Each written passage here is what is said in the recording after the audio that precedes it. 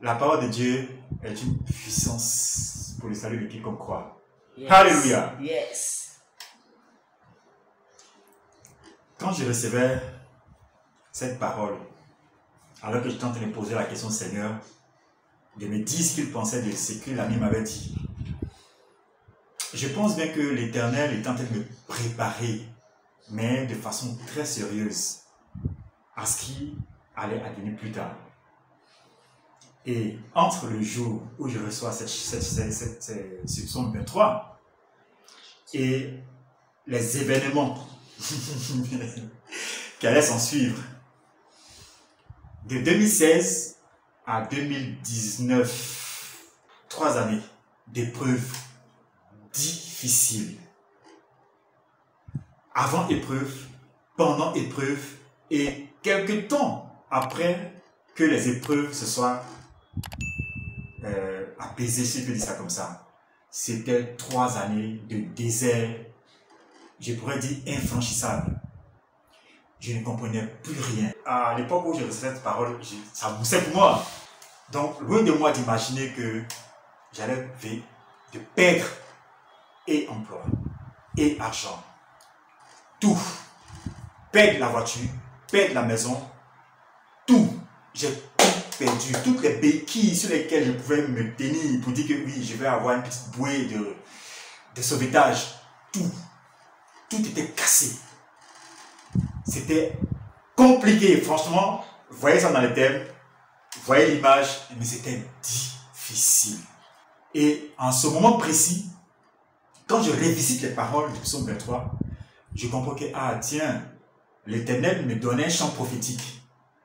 Et ce chant-là a été pour moi un très grand repos. Quand il dit, il me fait reposer dans le vert pâturage, bon, j'ai compris que le vert pâturage pour moi, à cette époque-là, c'était pas physique. C'était plus des pâturages spirituels, afin de me mettre dans un repos. Et c'est vrai que les événements sont arrivés comme ça, mais ça m'a donné la force de pouvoir m'accrocher sur les paroles et de pouvoir surfer sur les vagues. Et ça m'a sauvé. Ça m'a vraiment sauvé, littéralement. Moi et les enfants, à cette époque-là. Waouh. Gloire à Dieu. Amen. Gloire à Dieu. Qui sait donner de gros cadeaux à ses enfants. On peut dire que ce chant, Dieu vous l'a donné à vous d'abord. Parce que généralement, quand on reçoit des chants, on se dit que c'est comme des messages pour les autres. Mais apparemment, quand vous en parlez, c'est comme si vous le chérissez jalousement. C'est votre chant à vous. Premier bénéficiaire. J'étais vraiment le premier bénéficiaire. Et c'était un grand cadeau. Franchement, pour moi, c'était comme la barque. Dans la barque, avec Jésus-Christ. Et quand les vagues ont soufflé de gauche à droite, ont failli renverser la barque, Jésus-Christ était pour moi comme cette bouée de sauvetage qui m'a permis de pouvoir surfer sur ces vagues. Donc, j'étais vraiment le premier bénéficiaire de ce chant. À partir de là, est-ce que si on dit que votre relation avec le psaume 23 a changé, ce serait vrai de le dire comme ça? Mais oui, parce que c'était pas la première fois pour moi de lire le psaume 23.